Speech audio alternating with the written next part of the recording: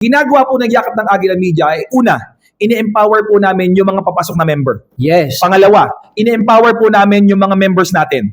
Pangatlo, ini-empower po natin yung mga officers natin. Pang-apat, pinapakilala po natin sa buong mundo na tayo po ay grupo po or fraternity po na may disiplina po tulad ng ibang fraternity po na nagmamahal sa sanlibutan, sa lahat ng tao at sa batas.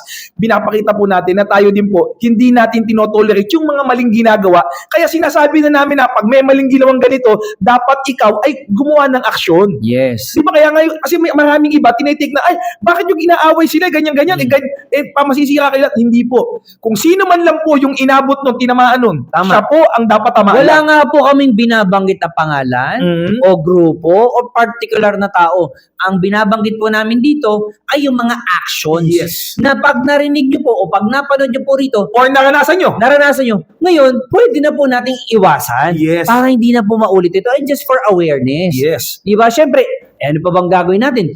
Original po. This is the first time na nagkaroon ng Yakap Center ang the Fraternal Order of Eagles under the leadership of National President Mark Lester Limpin. Kaya makapagtanong kayo dito na hindi nyo natatanong sa iba o ayaw sagutin sa inyo ng iba. Dito nyo, no host. Sasagutin po namin as much as we can. Yes. Lahat po yan. Mapa-personal, mapa-batas man yan, mapa-membership sa Eagles. Yes. Name it. Gagawin natin yan para sa pagmamahal po sa ating Pero organisasyon. in the proper time. Yes. Kasi napakadami pa nagko-comment. Hindi po namin lahat masasagot yan agad. Okay? Okay? Okay.